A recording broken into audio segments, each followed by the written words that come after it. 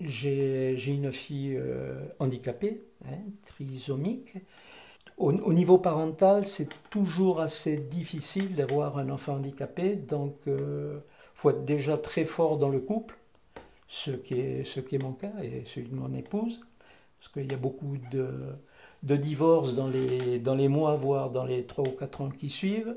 Malheureusement, bon, bien souvent, c'est les maris, les papas, qui partent lâchement. Ce que je dirais, mais bon, voilà, c'est comme ça.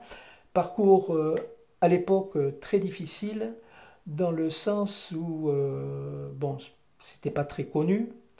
On parlait de trisomie plus vulgairement de mongolien ou mongolienne, hein, par le faciès. Très difficile. Bon, nous, on a quand même été bien aidés à l'hôpital de Nîmes, où on nous a soutenus, mais lâchés dans la nature dès la sortie de l'hôpital. Comme il fallait faire du clapping, puisque les trisomiques ont des difficultés, hein, donc on allait chez un kiné à Nîmes qui était spécialisé, qui était formidable ce garçon, parce qu'il faisait plus garderie encore que kiné. Les mamans qui étaient à saturation laissaient leurs enfants des fois 3 ou 4 heures, alors qu'une séance de clapping, c'est 10 minutes, un quart d'heure, quoi. Et donc c'est grâce à ce kiné qui nous a aidés mentalement et aussi au niveau papier, parce qu'à l'époque, on ne savait pas s'il y avait des allocations, s'il y avait des aides financières, c'était la jungle totale. Même la plupart des assistantes sociales n'étaient pas au courant. Voilà. Et c'est à partir de là qu'avec mon épouse, on s'est dit, on a eu cette chance, maintenant à nous d'aider les autres familles en difficulté. Et ça, que ce soit mon épouse ou moi-même, on a ça en tête, je pense jusqu'à notre dernier souffle, d'essayer, d'ailleurs quand on est arrivé à Metz, des anciens amis de jeunesse sont venus nous voir pour qu'on les aide aussi dans ce sens-là. Mais par contre, je dis, pour les familles qui ont des enfants handicapés, c'est un réel plaisir et bonheur. Ça nous amène d'autres choses, ça nous rend très forts, mais ça nous amène de l'amour que je pense que certains parents ne l'ont pas avec des enfants, entre guillemets, dits normaux. Mais est-ce que dans son évolution dans la rue, Alors, est-ce qu'elle est perturbée ou est-ce que... absolument pas. Elle est d'ailleurs comme moi, pas comme mon épouse à ce niveau-là. Rien ne lui fait peur, hein. Un caractère d'acier, bien trempé, comme on dit. Donc, elle va au devant des gens et de toute petite. De toute petite. Donc, nous, comme on était seuls dans le Gard, on avait des amis, mais on n'avait pas de famille. Ève nous a suivis dès ses premiers pas. Donc, elle a appris, parce qu'on avait un appartement à la neige, elle a appris à skier très, très, très jeune. Elle est plus sportive maintenant, mais elle a été très sportive. Elle a fait de la natation pour handicap, mais sur le plan national. Donc on n'a jamais pris aucune précaution. On l'a amenée de partout, dans les fêtes, dans les grandes surfaces. Par contre, on y a aussi appris à voir le danger, hein, à chaque fois de lui démontrer. Et au niveau technologie, mais le handicapé a un sixième sens aussi, mais Ève, on lui met un nouveau téléphone dans les mains, 10 minutes après, elle pratiquement sait tout faire. Un appareil photo, une caméra, elle se débrouille et de toute jeune.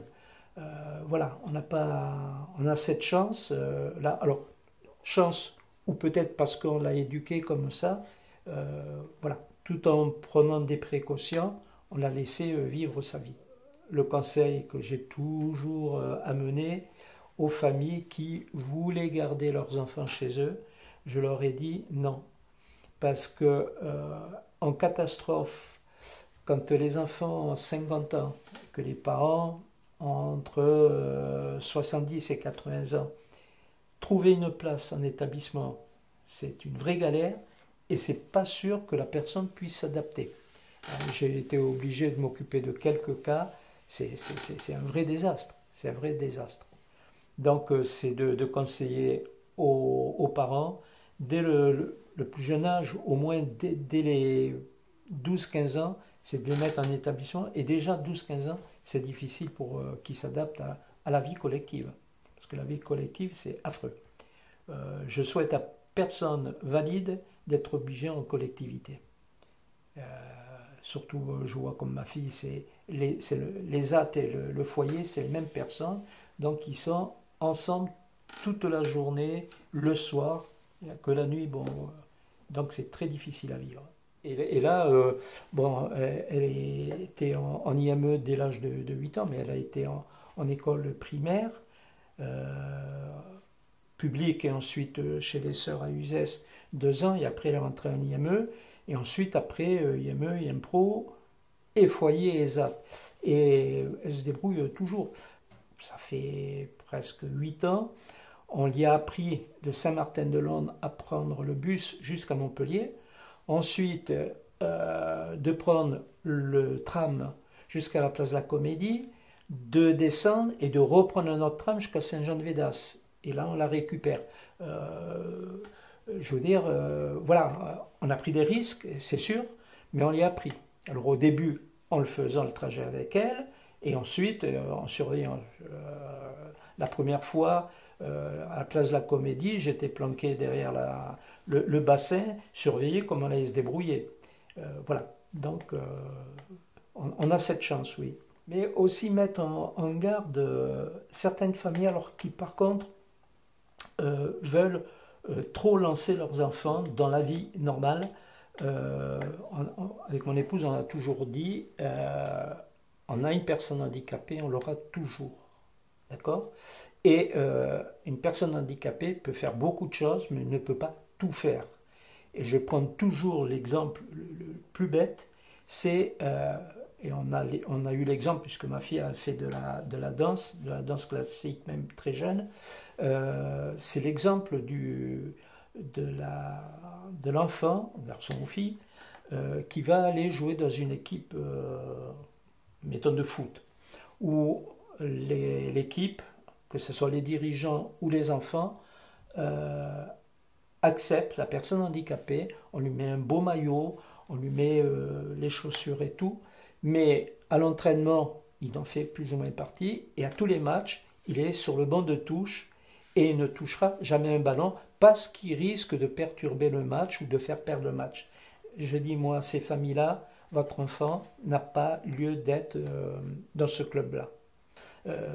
Ma fille, donc, je crois qu'elle a commencé à 4-5 ans, de la danse classique, jusqu'à 12 ans, ça a été très bien. Elle avait un super professeur, mais elle restait toujours à faire les mêmes pas, et avec des petits de 4 à 7-8 ans. Et Ève, elle en avait une douzaine d'années, donc les plus petits, ils la regardaient d'un certain œil.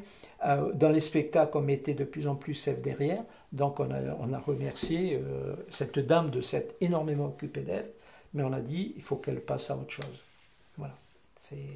Et c'est pour ça qu'il y a beaucoup de sports au niveau du handicap, et je dis, il vaut mieux les mettre entre eux, et qu'ils fassent de la vraie compétition. Ça a été le cas pour Ève. Je peux assurer qu'elle combattait, c'est une gagneuse, et voilà, elle aurait été dans un club de natation dit entre guillemets normal, elle aurait vite abandonné.